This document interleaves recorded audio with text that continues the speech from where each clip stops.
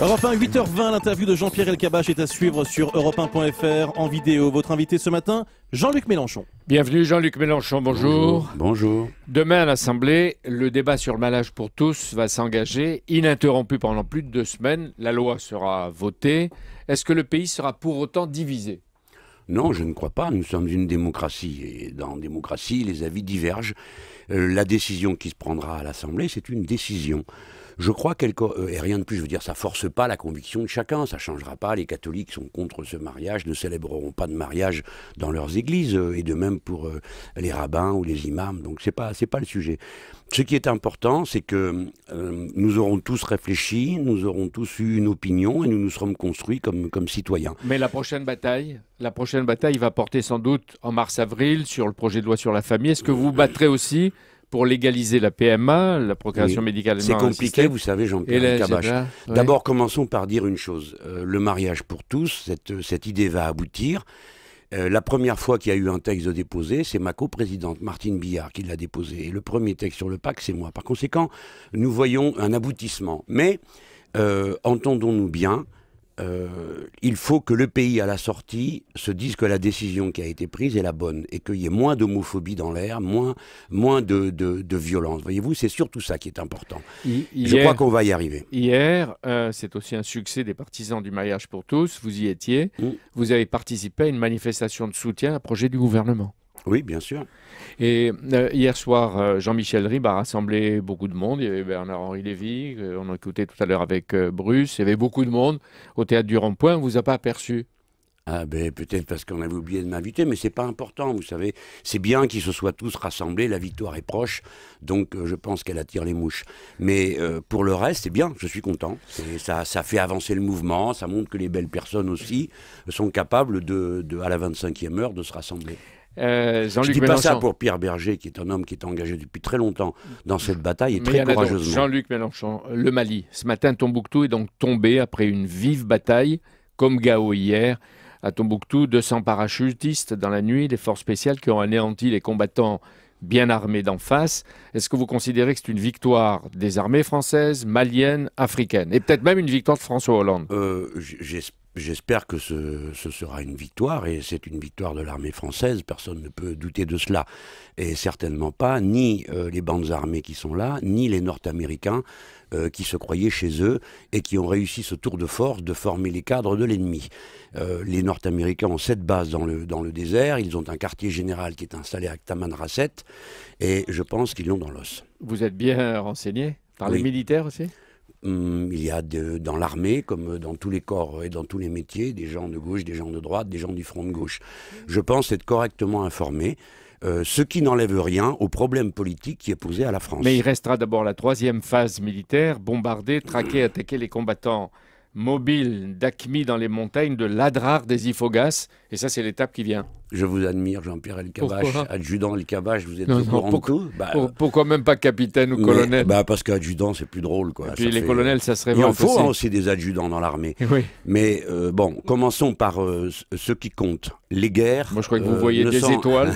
Je ne sais pas, peut-être que vous êtes officier de réserve, sûrement, peut-être que vous êtes pas passé là-dedans. Oui, avec des étoiles. Bon. Alors, venons sur le fond. Les guerres ont un aspect technique et militaire et un aspect politique. Ce qui est déterminant, c'est l'aspect politique. Les buts de guerre de la France ont évolué à mesure que la bataille, au début il s'agissait de stopper une colonne, puis il a été question de traquer les islamistes, et maintenant nous voici partis à reconquérir tout le nord du Mali. Non, mais ça on l'a dit depuis le début, donc quand on entendait les dirigeants, Le Drian, François Hollande, Jean-Marc Ayrault, c'est reconquérir le Mali du nord au sud, c'est-à-dire le Mali, il n'y avait pas de frontière, le nord, le sud. Le Mali, on l'a dit depuis le début. Mais maintenant, pour l'armée française, est-ce qu'il y a pas Non, monsieur Elkabbach, non. Vous êtes l'homme d'information, tout ça, c'est un paquet, blablabla. Non, c'est pas vrai. Au début, on a dit on stoppe une colonne, puis on a dit on va battre les islamistes, puis on a dit on va occuper tout le Mali. Monsieur Elkabbach, ce sont 3 objectifs militaires différents. Et maintenant, si vous voulez bien me laisser terminer ma phrase, vous vous apercevez que la situation est la suivante. Si nous reprenons le Nord Mali, ce que je souhaite, puisque je souhaite la victoire de nos armes et pas leur défaite, évidemment, eh bien nous aurons le problème suivant. À qui allons-nous rendre le Nord Mali? Alors on va répondre au Mali. Très bien, qui c'est? Un gouvernement qui n'est pas légitime puisqu'il est le résultat d'un coup d'État. Et deuxièmement, avant que les islamistes s'infiltrent dans le mouvement, il y avait le Nord Mali était en état de sécession dirigé par les Touaregs, qui sont des Berbères.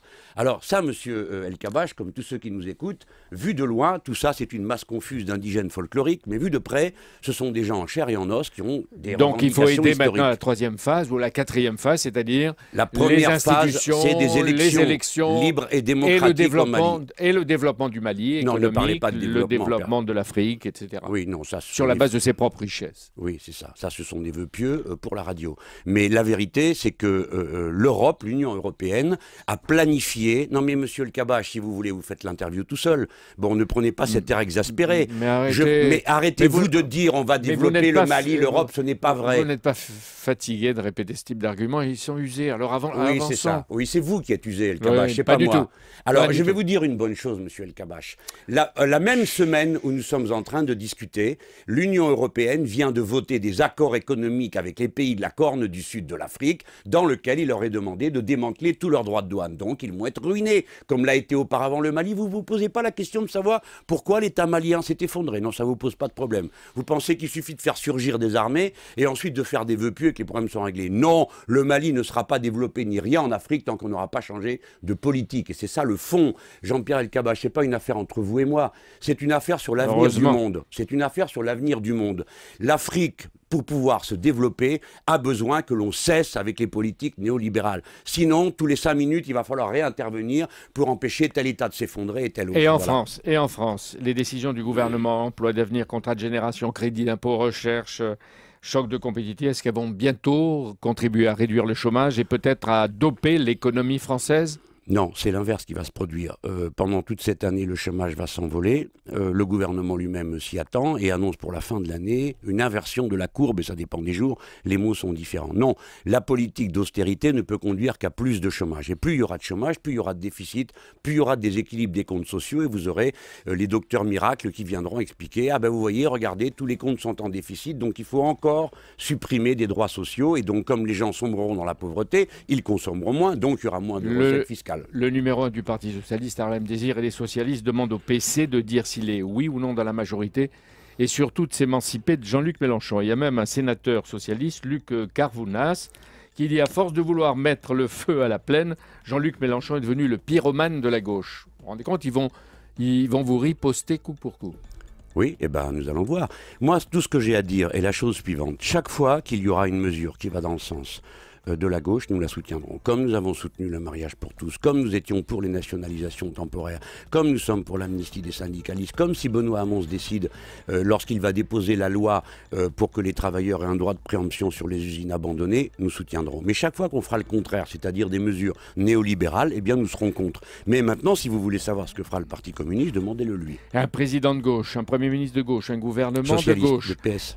Majorité de gauche, ne retiennent pas de proposition du militant de gauche Mélenchon. Pourquoi ? Parce que il faut bien s'en rendre compte, il y a deux orientations à gauche, il n'y a pas de gauche. Enfin, tout ça c'est une discussion métaphysique, mais il y a deux orientations, ça tout le monde peut le voir. Les uns se sont ralliés à la politique de l'offre et de l'austérité, les autres sont toujours sur la politique de la demande, avec un projet écologique dedans. Voilà, bon, il y a deux lignes, donc les électeurs devront choisir. Comment vous faites pour avoir toujours raison ? Je ne sais pas si j'ai raison, j'ai une opinion, monsieur El Kabbach. Et ensuite, il y a un souverain qui s'appelle le peuple et il vote. J'ai une opinion et je la défends contre les gens qui pensent qu'il n'y a de bons débats que si tout le monde est d'accord. Une dernière remarque. Il y a un portrait émouvant de vous dans Le Point et vous dites « Ah bon ? Moi, j'arrive à vaincre la souffrance en me mettant en colère. Ce matin, ne souffrez pas trop, camarades. » Je souffre ce matin parce que ce matin, comme tous les autres jours de la vie, il y a de pauvres gens qui sont glacés, qui dorment dans la rue. Et tant qu'il y en aura dans un pays si riche, je souffrirai. Bonne journée. Merci à Jean-Luc Mélenchon. Merci Jean-Pierre El Kabbach.